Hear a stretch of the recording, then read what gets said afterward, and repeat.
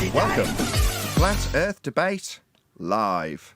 I'm your host, Nathan Oakley, and if you are new to this channel, or you've not done so already, then be sure to subscribe, hit the bell notification icon, and join button if you'd like to become a Nathan Oakley 1980 channel member and keep up to date with the Flat Earth Debate.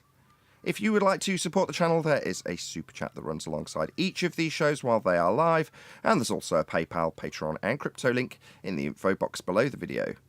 Most importantly, if you'd like to join the discussion, simply mute the page you are currently watching, then click the link in the info box below this video to join the panel and express your views on the nature of Earth. If you do join, please don't swear. If you do, you'll be ejected, and if you are, please don't try to rejoin the stream using sock accounts. You'll be warmly welcome back on the next stream.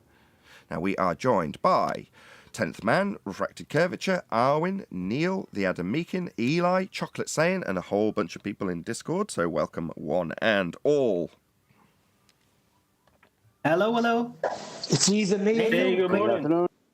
Hold on, can I have a technical yo. question? Where are you going live? Because I'm not seeing you anywhere. Oh, really? Yeah. Oh. Well, isn't that unfortunate? Okay, well, let's just see if I can figure that out. Talk amongst yourselves. I don't know how you would quantify a quantification.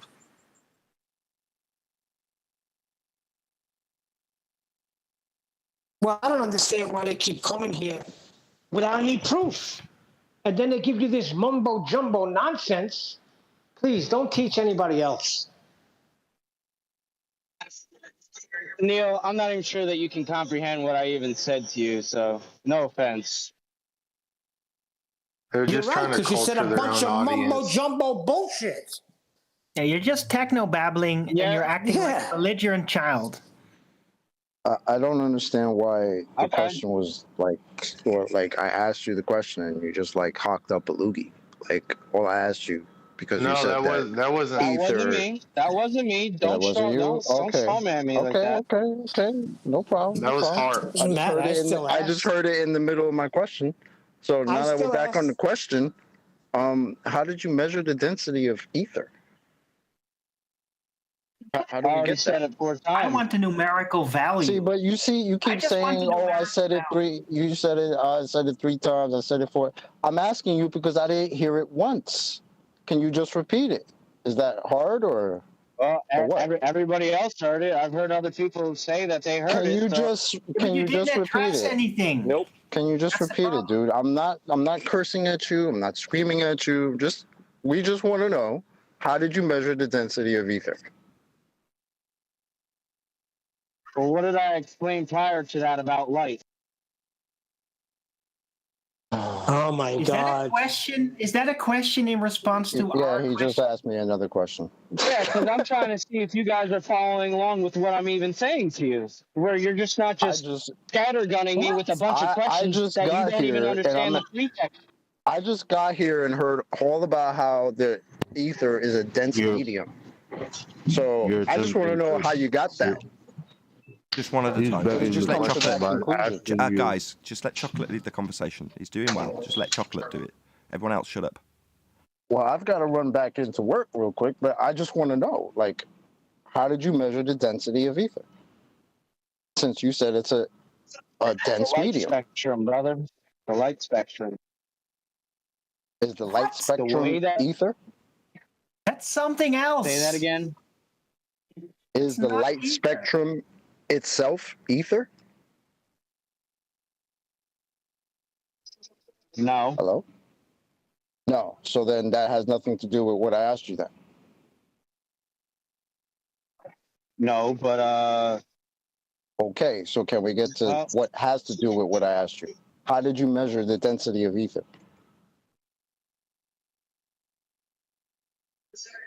well, light doesn't necessarily travel. It's just the rate of induction in the ether itself. So when you change what type of light that it is, the induction rate will change, which is what mainstream calls the speed of light.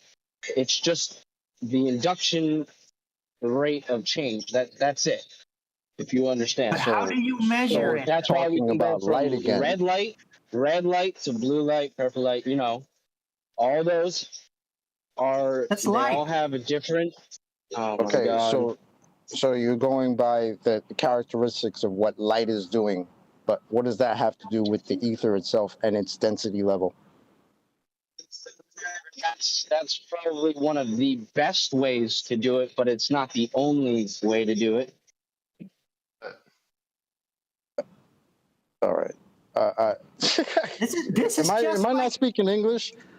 I don't get it. he isn't speaking. Yeah, He's like, I mean- he's explaining to you why the Cavendish experiment is an experiment, right? That's what he's pretty much doing. It's all bullshit. He's not addressing the core issue. Dude, so again, density of ether. Please don't tell me what light is doing. How do you know that ether is a dense medium? Where do we validate that? Inertia. How does that validate that ether is a dense medium and what the scale of its density is? By the way things move through it. And where is like it light, that we like can? sound. Okay, how do we isolate the ether so we know how things are moving through it? You don't isolate it because it's everywhere. You're moving through it as we speak.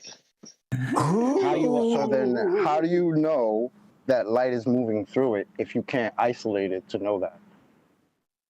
It sounds like you're just assuming that ether is everywhere. Because you can There's isolate nowhere- the light. You can But that's manipulate the light. light through the ether. You can manipulate it through the ether. Rudy. Is light ether? Yeah. Owen, chill. Light. No. Oh, so light no, is ether because now. that would mean that sound is ether then too. So no. So then, but that's weird because I keep asking you about ether. You keep talking to me about light. Weird, Because isn't it? it's the best example to give you that ether is inertia. It's what it is. It's a medium of inertia. No, inertia's And inertia. inertia Guys. is a dense medium What's now. inertia? You have to Inertia go back is to the original. Inertia is a dense medium now. How do we figure out the density of inertia? Can we do that? By the way things move through it. By the way things move through inertia. So inertia and ether are totally the same thing now. You're not making any sense, brother. No. I'm not trying to get at No. you. I keep asking you, how did you measure the density of ether? Because you said it's a dense medium, and you keep talking about light and what it's doing and not doing, and that's not answering the question. I got to go back to work, so I don't know.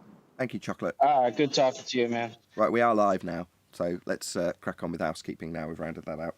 Any evidence of a physical geometric spheroid horizon, formerly known as the curve of the Earth? It's beyond the ether. What's ether? It's a light. It's a wave. It's inertia. It's all these things, and you put them all together, and poof! It's one. Wheeler said so. It's true. Yeah, and you can condense ether, but you can't isolate it though. So I wonder still what the numerical value to this ether density is. It's never been addressed. This If you debate can't could go describe what either something way. is, Hold on, then Adam. how... Hold on, just 1 second. Go ahead, Wondek. I was saying this debate could go either way. Oh, I hate you. Go ahead, Adam. That's quite good.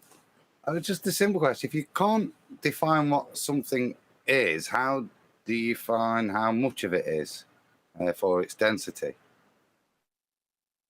It seems very nonsensical, this.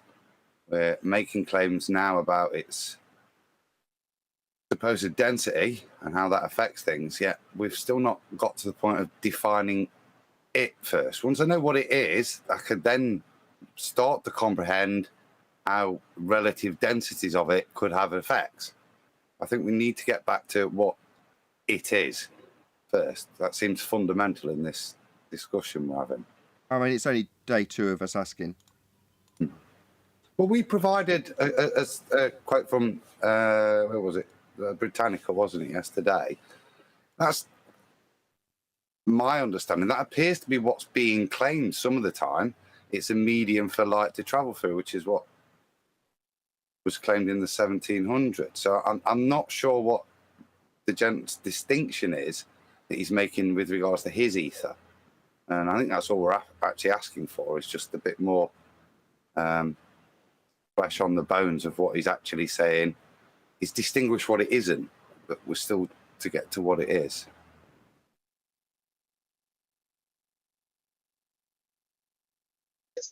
Well, it's not a physical thing that we can reach out and touch.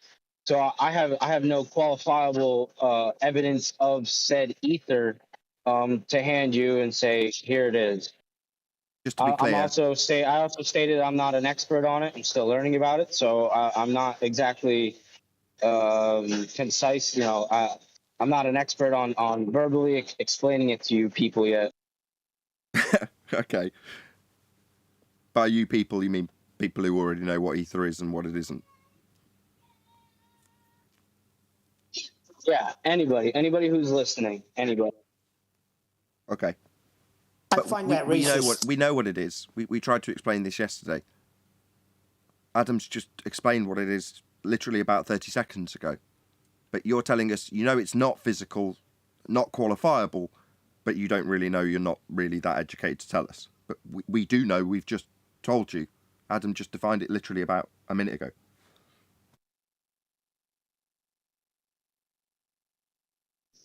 I feel like that's the mainstream narrative about it, but that's fine. That was my point. I said, look, we've got our understanding. Obviously, we were aware of ether in 2015 when we came in. We're aware of the Michelson-Morleys, Michelson-Gales, etc. We have an understanding of it. What we don't have an understanding of is the nuance that you're saying exists, but you're not qualifying.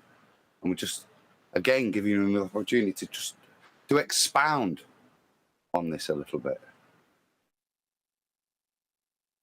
Well, I feel like the Michelson and Morley experiment or observation, did detect the ether, but it was swept under the rug and thrown into a dumpster fire to make it look like it wasn't actually there.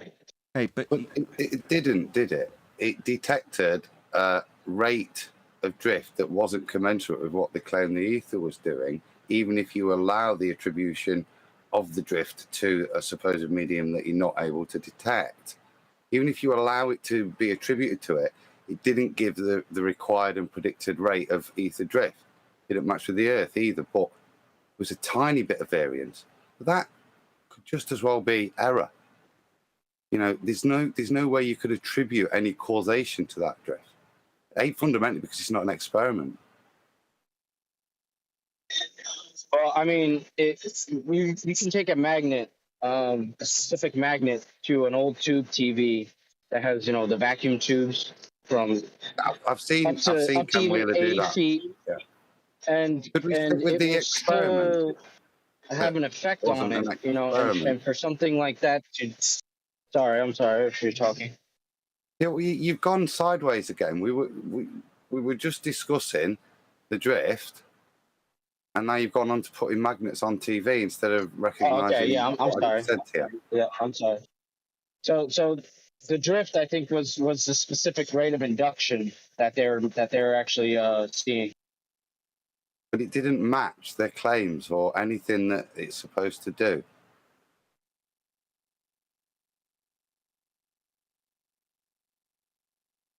Right, and like I said, I'm still looking into it. I'm not an expert, but I am optimistic and a little bit of a believer.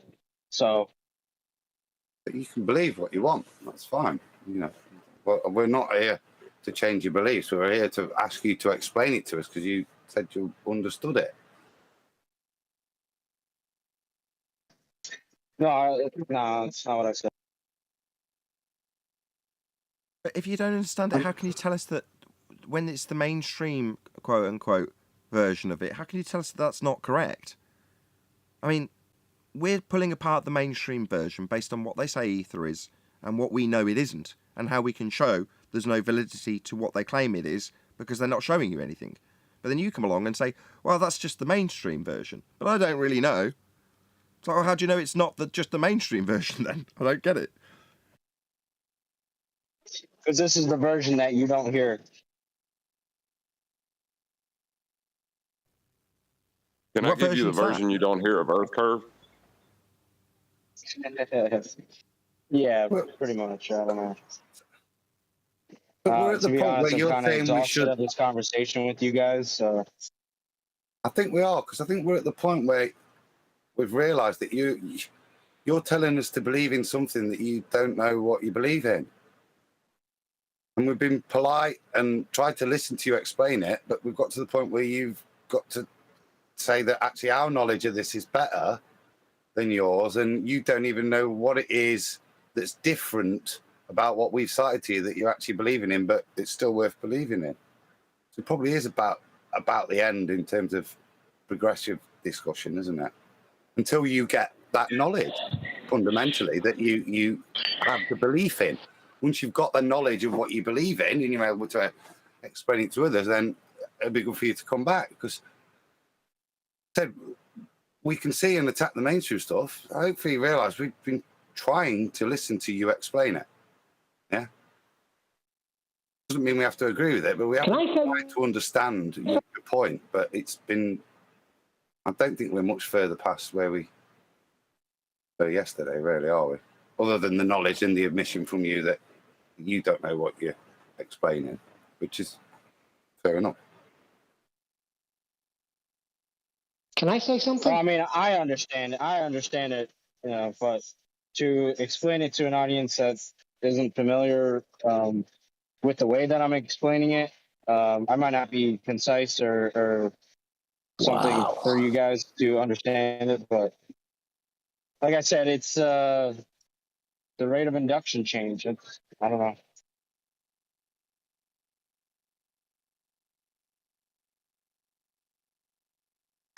Oh, God. Well, I just want you to know that, like, don't take it. Don't. Oh, okay. Yeah. It sounds to me like you No, believe in you're stepping all techno, over you him, don't are we? actually know what you believe in. You're stepping all over John. Sorry. Just let him finish. Yeah, I was just going to say, like, don't take it personal that we're questioning you on this. Like, and it's easy to do, especially when you have a belief that you can't verbalize. You know, it can be frustrating, but like it's a positive claim. That's the point of this. If it's a positive claim, you should be able to back it. All right, I'm more so frustrated with myself that I can't explain it to you guys a lot better for everybody to understand. So, like I said, I'm not an expert yet. I'm still you don't learning need to give us the everything. disclaimers There's a again. lot to go through. Okay. Don't need to rattle off your disclaimers about how much you don't know. Fine. Yes, that's fine. And literally in the recent shows of recent history on Flat Earth Debate, we've talked about how, or I won't reference anybody else, personally would describe the same thing about Flat Earth itself until the last couple of years. In other words, you've got essentially a belief, and you haven't got a positive assertion to back it up with. Now, while there's going to be plenty of people out there that say, oh no, there's all sorts of Flat Earth proof, I didn't, for whatever reason, like any of them.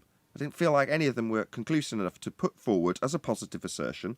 It was just easier to rest on laurels and defend the fact that the globe is unprovable, or how they claim to prove it and undo that.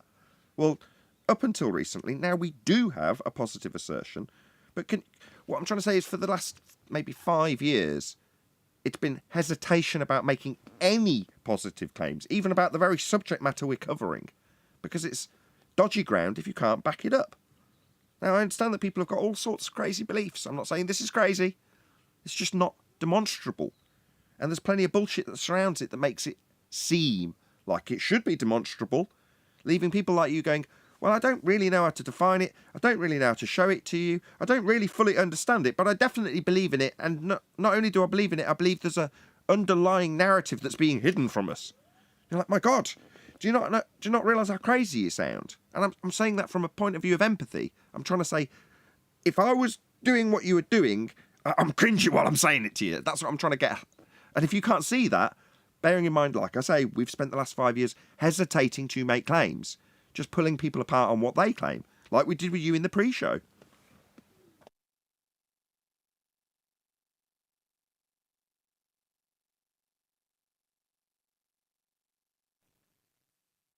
Only silence. But you may be the one to...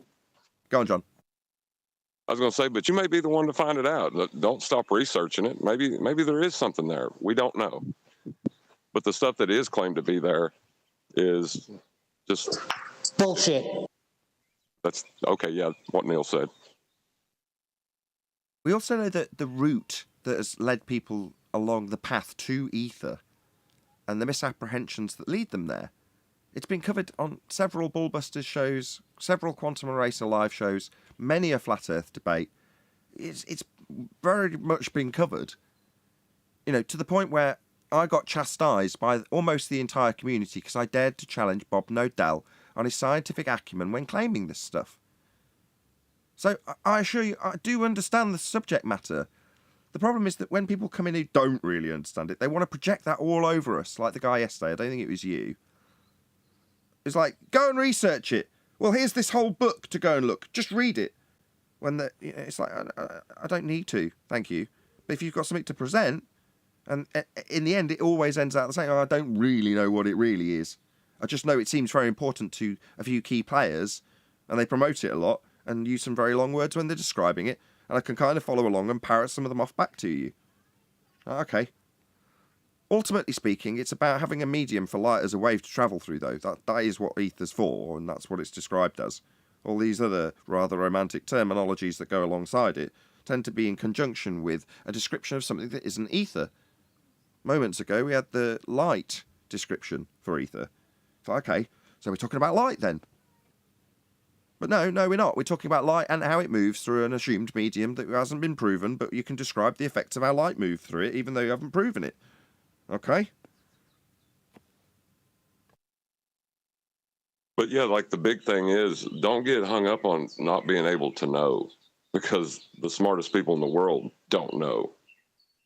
It's great figuring it out, but just don't take someone else's word as law.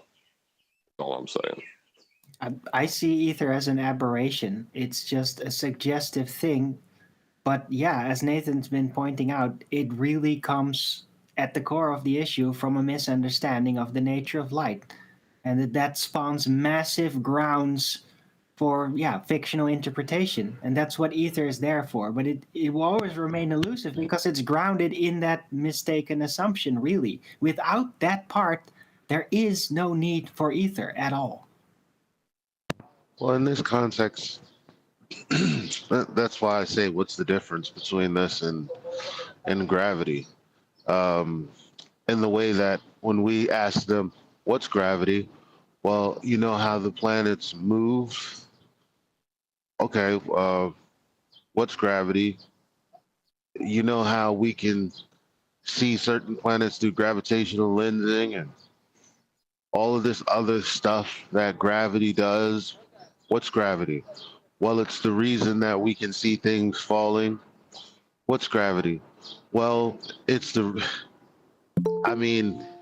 everything other than what it is as a phenomenon itself to be proven scientifically. Perfect timing. And yes, correct, Eli. And yesterday when Brian tried to make this juxtaposition, I cut him off because we were trying to get down to what ether was, but now we're all a lot more calm. Brian, how you doing? Hey Nathan, hey everyone. You have to excuse my voice is a bit a bit of a sore throat. What are you talking about? Gravity. Yesterday, I cut you off at the point where you were like, all ether is a substitution or replacement for gravity. And then you started launching into how it was comparable, but I stopped you because we were yet to clarify what ether actually was. We still haven't, but we're at the point where everyone's calm and we're saying, well, no, we know what it is and what it's used for. But that's the appropriate time for what you were trying to do yesterday, and I stopped, if you can remember. You may not. I do, yeah. Well, it's the same as gravity because it has to hijack every real world effect. Eli said it yesterday as well. It has to hijack every real world effect, and then ether has to become everything. It's something we don't have a phenomena for. Excuse me. It's something we don't have a phenomena for to observe. Yet it's claimed to be there. But when you're looking for, well, what is it? Show it to me. They give you, like, each different person will give you a different thing. It's magnetism. It's matter. It's light. It's everything but itself, isn't it? Ether turned up because they didn't understand light. And now they have a better understanding of light. There's no need for ether. They thought they needed this ether thing. And that's kind of really what it is, isn't it? But they don't. But yet they still held on to it. The same way as they hold on to a force of gravity, even though it was pointed out that, it was pointed out, no, that's not real. Even though they come up with a new mock version of gravity, they threw out the old one, but they're still holding on to it. They can't leave these things go. Indeed. And as you said, there's no phenomena. Well, why is that significant? If anybody's listening saying, well, so what? They show us what happens in the Michelson-Gale quote-unquote experiment. Isn't that sufficient? Well, no. If you're going to imply or infer that you have an experiment, you're only inferring or implying you have an experiment because an experiment offers empiricism at the end of the process, the last step being experimentation. Well, the first step, as Brian alluded to, was observe a phenomena. Once you've observed a phenomenon and you can see it occurring, then you can go forth with the next step in the scientific method. Formulate a hypothesis, a supposition of cause and effect. What you think causes what you observed in step one. You saw it happen and you go, I think this causes that which I'm observing. That which you're observing is the phenomena. That which you think causes it is your independent variable, aka cause, of the effect, yet to be validated. So once you've formulated a hypothesis, that's an if A, then B statement. If my presumed cause, then the effect I'm studying, that's called an alternative hypothesis. Now, in the hypothesis, you also have the antithesis of your prediction. That would be if A, not B. Critically important because that's where the empiricism comes when you experiment. One or other of those scientific predictions, that's a hypothesis, will be validated. You can't have both statements true at the end of the experiment. You can't have A cause B and A not cause B simultaneously. Only one outcome will be validated, and one or other will be proven. That's why the scientific method is an amazing tool, because of its empiricism. That's why Michelson-Gale have called their quasi-man-made apparatus an experiment. Because when you get to the stage where you actually vary the thing you think causes the effect you're studying, it either, this is an experiment, causes it when you vary it, or doesn't cause it when you vary it. You vary A, it causes B, you validate your alternative hypothesis. You vary A, it doesn't cause B, you validate your null hypothesis. Either way, you've proven something. Now that's the power of science, otherwise known as physics. Phys being the physical and natural world, the natural phenomena we experience in the world that we want an explanation for, cause and effect. Observe phenomena, formulate hypothesis, systematically experiment to vary that which you assume causes the effect and see if it causes it. That does not happen with ether. But there's plenty of charlatans claiming they've got that empiricism and calling their toys experiments. And they're not.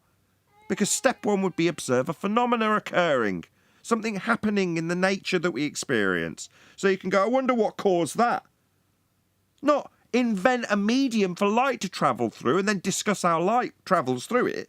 No, you need to see something occurring, and if the thing that's occurring is light, and you want to study that, then you're going to be studying light as a phenomena, not ether. And if you claim the ether's the cause of the light, then you need to be able to physically vary and manipulate that which you assume causes the effect. An independent variable is, first and foremost, your supposition of cause. Secondly, it must be real. And thirdly, proving the second, it must be capable of actually being varied and manipulated by you, the researcher. Now, ether isn't any of those things. You cannot vary it, you cannot manipulate it, therefore you cannot call it a cause of anything. And is it a phenomena? Well, it's only a phenomena, that's a dependent variable, the effect you study in nature when you do science, if it's an observed phenomena. In other words, you got to observe it first. And if you tell me, well, we can't observe it, and then babble on about how the hidden hand's hidden it from us, I'm just going to roll my eyes and know in my heart that many of the people in the community that I technically represent do not understand what science is. And it's disheartening. It's been 5 years of us talking about science and the scientific method. It's been at least 3 years since we saw QE's pink writing, asking people what their independent variable is. I thought this stuff would have sunk in by now. Well, I know why it hasn't. There was a dead end as far as my progression of this into the community when I tried to purvey it to Bob. That's where that road ended. And as disheartening as it is, what is it, 3.5, 4 years later, we've still got people coming in and claiming that Michelson-Gale has got an experiment because it's the title, and then making apologies for the fact that it definitely isn't, because they want to hold on to a belief in something that has no empiricism. It's implied to have it. It's implied to have experiments in the non-physical, whatever bullshit they'll come up with how we can't experience it. There's claimed to be physicality in the physics done in experiments. They're just not. They're just pseudoscience. There was never a phenomena. They're not varying and manipulating ether. Ether's not being observed as a dependent variable, aka phenomena that you observe at step one. None of those things apply to ether. If you knew what science was, people listening in the audience, you'd know, and you wouldn't fall into this trap and end up sounding like a complete clown when you talk to anybody around you. Because while you might think you're sounding intelligent, anybody who's just that little bit smarter than you, I'm not claiming to be a genius, will see straight through you. And what do they need to do that? Well, merely knowing what science is, knowing what an experiment is, and hearing the word and knowing damn well that it isn't, should be cause for alarm in the community of flat earthers. It isn't. They go, oh no, if I just call it a test, I'll be all right then. No, test is a hypothesis test, aka experiment. Well, I'll just call it an observation then. Well, observation in science is observation of natural phenomena that you want to know the cause of. You're not doing that. So why are we making apologetics for Michelson-Mail so we can believe in ether? I'm just tired of it. It's been too many years. And I'm just going to babble through that for the final time now and say, what do we do going forward? Learn what science is. Yeah? That guy, young Abraham or whatever his name is, flat earth boxer, did you see him rip that PhD's asshole through his throat? Yes, you did.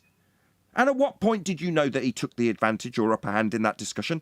The moment the professor said that he'd got an experiment. Sound familiar? And what was the reply from the well-educated, well-disciplined, excellent representative of Flat Earth? Well, his reply was, what was the independent variable? In other words, the thing you're going to vary and manipulate to cause the effect that you say you've got an experiment for. Didn't have to say it, but the guy crapped his pants. Oh, yeah, I see what you mean. Or, to put it another way, oh, yeah, I don't have any actual science. I just use that word to convince you that this is all valid when I talk about gravity, my profession, my career, which I haven't got any science for. And how did you expose that? Mr. I'm going to ask you a question about gravity, that which is your profession. Well, you just asked me if I've got an experiment, and when you say you have, you just ask for the independent variable in it. admirably demonstrating his exceptional standard of representation for what I stand for. So I salute you, Flat Earth Boxer, Young Abraham, or whatever you've now changed your name of the channel to for the third time. Because that's what you need to do to whoop a PhD into his place based on his heliocentric nonsense, rather than steal his magic trick. He said science, didn't he? Said he'd got an experiment for gravity. What's that I hear the echoes of from the fringes of Flat Earth? Oh, it isn't the fringes, it's right slap bang in the middle of it. People talking about experiments. And I'm tired of it. You're all pretender clowns who are being duped by, or the clown themselves that are doing the duping, with non-science, pseudoscience, whatever you want to call it. Well, haven't you been duped once already with the same exact trick by heliocentrists? You're just going to let flat earthers trick you with the same magic trick, in spite of me standing here for 4 years telling you how it's being done, and other people whipping PhDs on the heliocentric side round with this exact same tool. That would be the tool of science. You're just going to let yourselves be duped for the second time. More fool you, sod off, don't want anything to do with any of you anymore. More fool you, when you're embarrassed, don't come crying to me. I'm done. Just to Kyrie DeMarcus Billingsley, I think is the new title. The Flat Earth Boxer. Yeah, I saw his new name change. I went to look for him in the stream that we had that was out as a repeat or on the second channel or whatever. And I went to look for him thinking, yeah, I must publicise this guy straight away. And I couldn't find him. I spent 10 minutes and I came back to the chat and there was someone in the chat going, I can't find Flat Earth Boxer. And I'm like, neither can I. I don't know what to say. I'm looking to post the link for him so you can subscribe, but I couldn't find him. And if you've got Flat Earth in your name, change it. Because certainly on my iPad, the way that YouTube abbreviates anything with Flat Earth in the title is just flat EAR ... And that's all you get. So you've got in the subscriptions feed, or my subscriptions feed, just a long list of flat EAR ... And you can't tell who any of them are. And who's going to spend 20 minutes going through 25, 30 channels, all with the same seeming exact same name, to figure out what the hell they are? Virtually no one, I can tell you. So just change your name. If you've got Flat Earth in the title, it might have been Mark Sargent's mantra back in the day to stick it in your name of your channel. But I think it's time to make corrections in that regard. That's not doing you any favours. I'm telling you now. Yeah, put baseline Earth. Anything that seems unique beyond the multiple repetitions of Flat Earth something.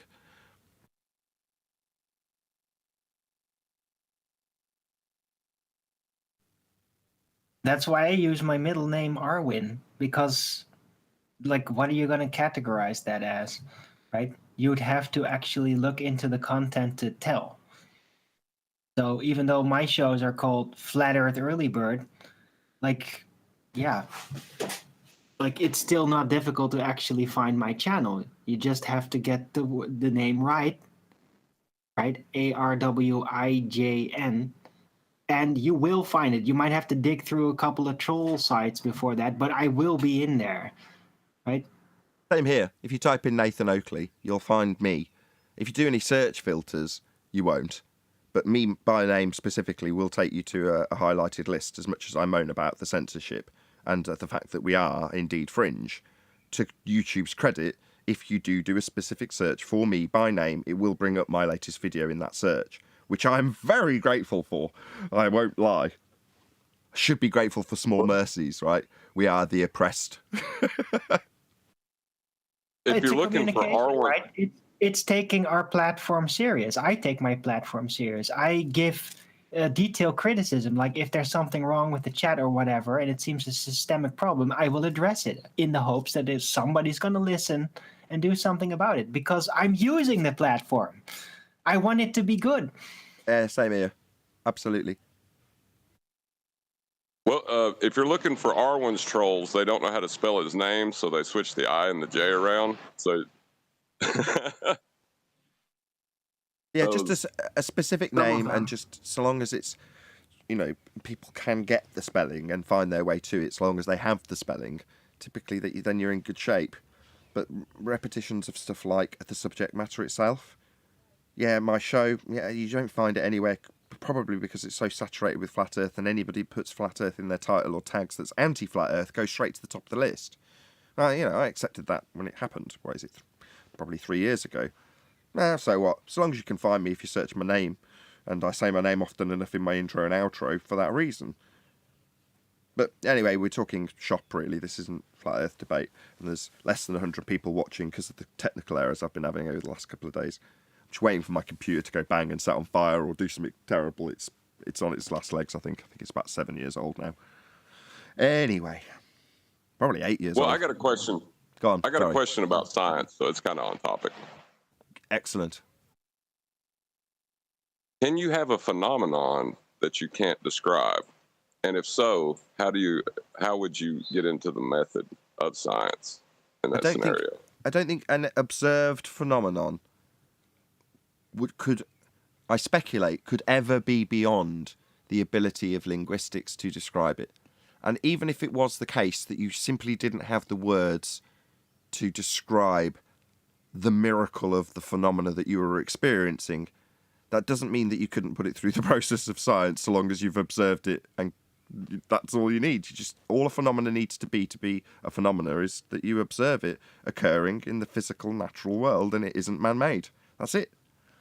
Well, that leads me to the second question. If your description is inaccurate of what's happening, right? Yeah, but what are the... Hold on, let him finish. Hold on, he's going somewhere. Go on, John. Well, if you have an inaccurate description of the phenomenon, then you're never going to develop a complete understanding of what's happening. Like when you put R into things without measuring R, it's going to cause problems. Yeah, absolutely. So if for instance your phenomena is the sun, it appears and it disappears, right? That's very much something you can describe as a naturally occurring phenomena without exception. Well, if you describe it as a burning ball of gas in a sky vacuum, moving beyond the physical geometric sphere-edge horizon that we experience because we're on a globe Earth, then you're already ascribing linguistics that are based on assumptions that you have yet to validate. So it's no good trying to perform experimentation on stuff that you've assumed has certain ascribable attributes purely by what? Just you've decided that it's a burning ball of gas? No, you don't know what it is. You know what it does, and you want to know what causes the effect that you experience if you're going to apply science to it. That is the only scope you can apply with science to it. It's not going to give you better linguistics. It's not language. Science isn't language. But you might not even be able to describe what it does if you don't even know exactly what it is. You can just give it a title. X. Yeah, descriptions are more subjective than anything else because anybody, there are people I've had people tell me, oh, I've seen boats disappear bottom up, therefore it's the curve of the earth. That's them describing to me what they see as a boat going over the curve, right? So that's subjective. The descriptions aren't explanations. It's a completely different thing. Exactly. You don't need to know what a rainbow is. We all know linguistically it's a term that we can all agree upon in terms of the phenomena. So I can say, okay, if I meet that without the linguistics to explain what it is, which I can say firsthand, my kids have had that experience in recent history, they look at it and don't know what it is initially. Well, when that happens, I can give it a letter and say, when I describe this letter, I mean that. I can only catch it at certain times when it's raining and it's sunny. And that, you see that? I'm going to call that X. Yeah? You go, wow, isn't it beautiful? Yeah, I haven't got words to describe how beautiful it is. It's so colourful. How can, you can't describe it. So what? Can you see if you can assume what caused it, vary it, and get it to happen? That's all that matters.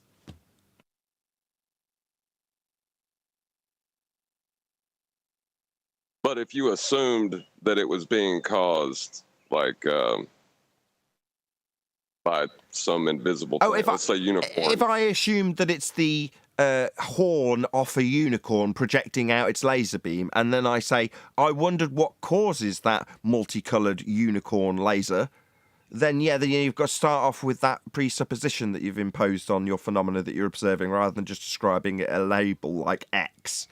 It's described in linguistic terms as being a unicorn laser.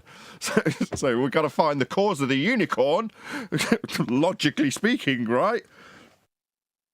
Yeah, it's a neat trick. I mean, it's a linguistic trick, but a lot of people use it. Don't even realize they're doing it sometimes. No, atmosphere is the perfect example. Atmo, what now? Oh, it's just a turn of phrase. No, it's a turn of begging the question that you didn't even realise you were doing. It's amazing how language, right? Grammar, spells, spelling. Oh, those are kind of triggering words for a lot of people who don't know what language is and what it's used for and how it tricks you and deceives you and how certain words worked into the established language will lead you with an entire paradigm just by speaking. Yeah, and then you have the anti-flat earthers saying things like words are meaningless, but I bet you dollars to peso, if they went in a courtroom, they would hire an attorney to represent them because they don't have the words to get what they need done. You know, if words didn't have meaning, then why would you waste the time?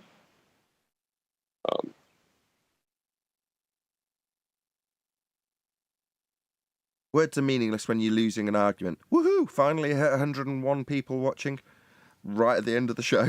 Please share the show if you're watching. There was a whole bunch of technical issues, which is why the stream went out without any pre-publicity, if you will. So yeah, smash the share button. A very warm welcome, though. 100 people still, nonetheless. Brilliant audience numbers. Thank you very much for tuning in. Please share the show if you've not done so already. Subscribe if you've not done so already.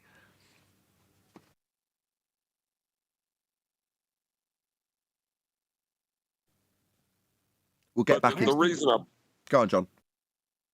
The reason I brought that up about language and using it in descriptions, because it applies to a lot of things, like the photon thing earlier.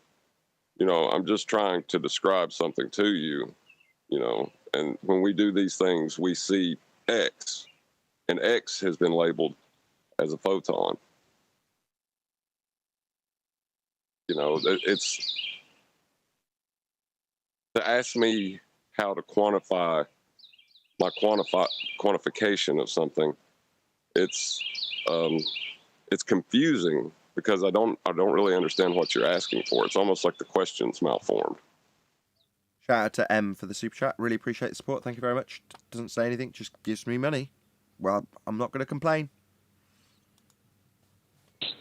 Angling a bird background. You what, Neil? I hear a bird chirping every time John speaks. I think that's actually from me. I've got my window open. Those people eat. Well, if you're tuning in for the first time, this is about as exciting as it gets on a Friday afternoon. I don't normally mention the day. Hey Nathan, have you seen that Wolfie? Did you see what I posted in? I think it was the War Room. Wolfie is trying to backtrack on what he said. You bet your ass he is.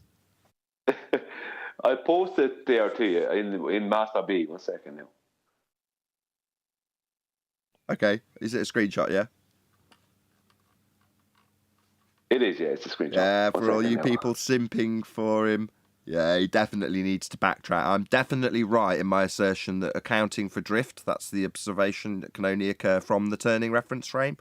Yeah. He's definitely going to have to backtrack on that because he's wrong. And me going out and saying maybe he should have his career looked into, given he's a pilot, correcting for something that doesn't happen. Yeah, I'll keep pushing that button.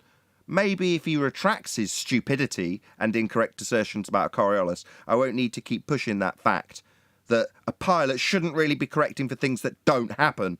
That's scary, man, scary. You know, jobs need to be looked at. Sorry, Brian, you go ahead. Okay, I'll read it out there, Nathan. This is from Wolfie. He sent it to me there sometime last night. Now, there's a lot of our replies that go with this one. But I just read out this one because this is the first one. So from Wolfie 6020, see, Brian, I told you it was easy to bait you guys into making multiple videos about me.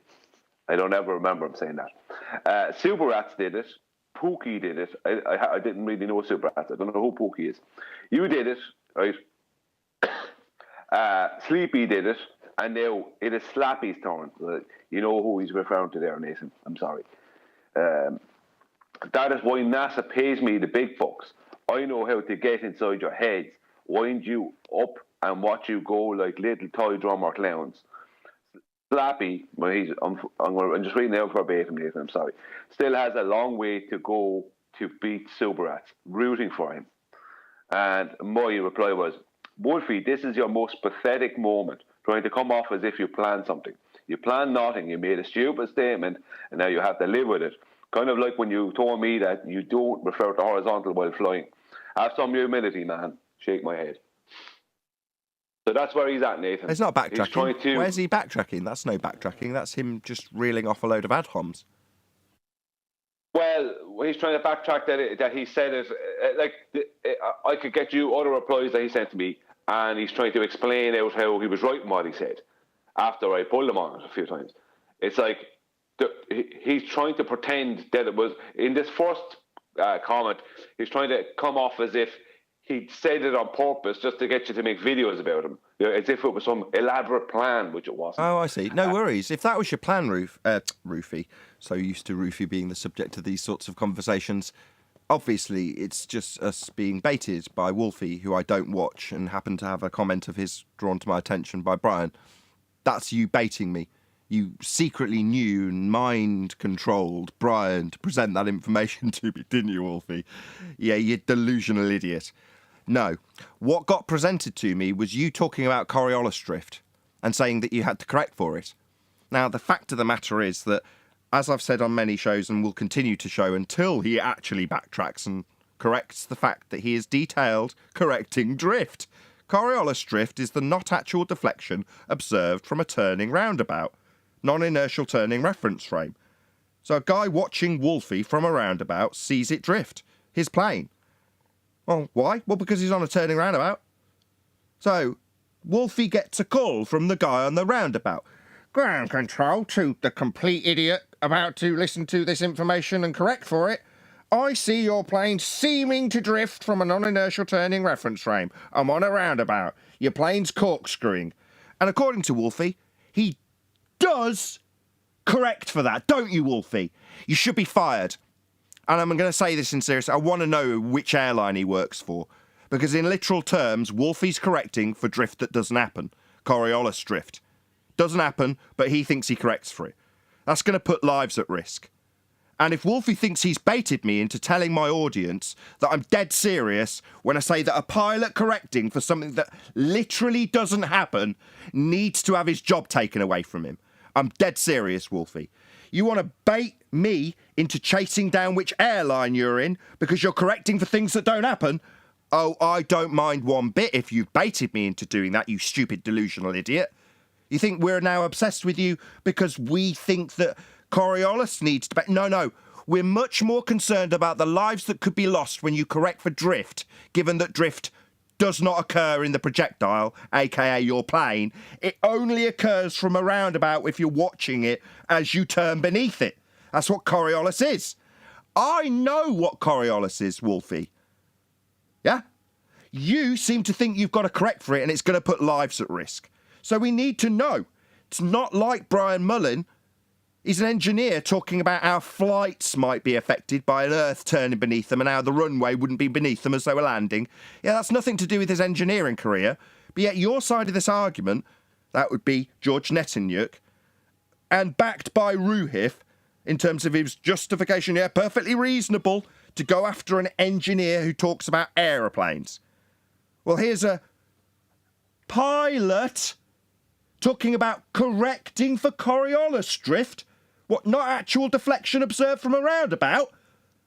No, this is much more serious than Brian Mullen. Yet, it seemed necessary to George Netanyahu to contact his employer. Well, this is not just a parallel. Brian Mullen isn't in a plane when he talked about Coriolis and planes. Wolfie is. More concerningly, talking about correcting for stuff that doesn't happen. He's going to kill someone. Yeah, how'd you like me now, Wolfie? Just baiting me? I'll keep mentioning it on every show then. If you intended me to advertise the fact that you're correcting for drift that doesn't happen, I'll advertise it daily for you, Wolfie. No worries. Well, he's posing a real and imminent threat to lives at that point, isn't he? As someone who's worked at an airline for almost a decade, I've never witnessed any apparent drift. That doesn't happen. As a matter of fact, we would have airlines lined up, clear the land for miles and miles behind each other as they approach the runway, and they would always stay in a clear, straight line. As I sat there on the runway waiting for them to come in to land, none of them would appear to drift. Yeah, but you wouldn't expect to see drift, would you? I mean, was the runway like a mile-long rotating platform for you to see things appear to drift, sir, as they travel over you in a straight line? Was it a rotating runway? Definitely not.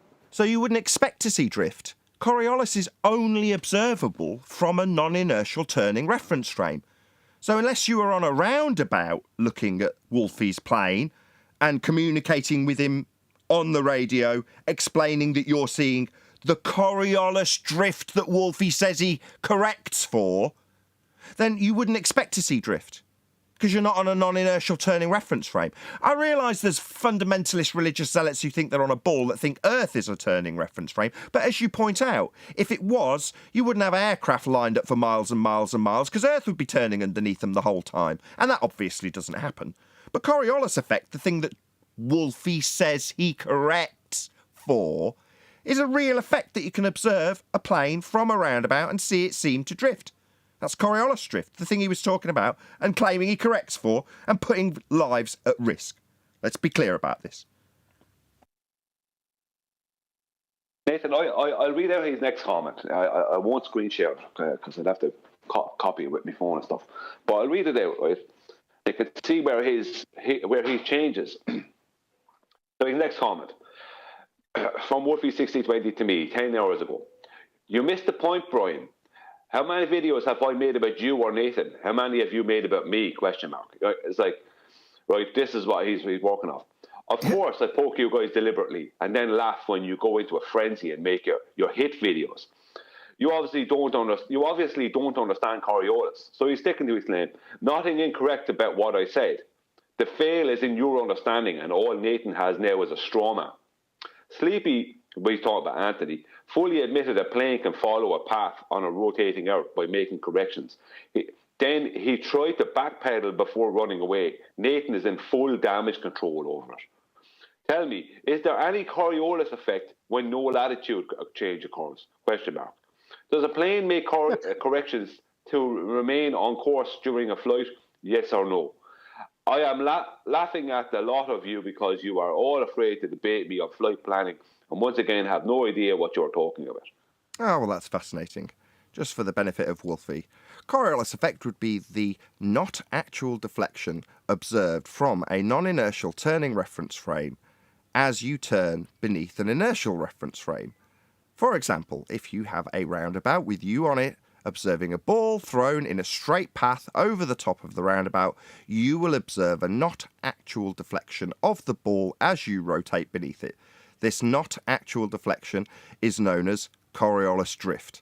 This drift, concerningly, is something that Wolfie6020, a qualified and functioning pilot, thinks he has to correct for. Therefore, a not actual drift of his aeroplane observed from a non-inertial turning reference frame, Wolfie thinks needs to be corrected for. That's concerning. I think we all need to do something about that. But with this, I will say, if you're watching on either Nathan Oakley 1980 or Nathan Oakley Premiering Stream, then stay tuned, as there will be an after show to follow. Unfortunately, if you are watching this live, this is where we bid you farewell. So, a huge, massive, enormous thank you to all of you who smashed the super chat, liked, commented, shared, subscribed, joined as a Nathan Oakley 1980 channel member, smashed the PayPal link, and all that good stuff. Once again, stay tuned if you're watching on a Premiering Stream. I've been Nathan Oakley, and I will see you all in the next video.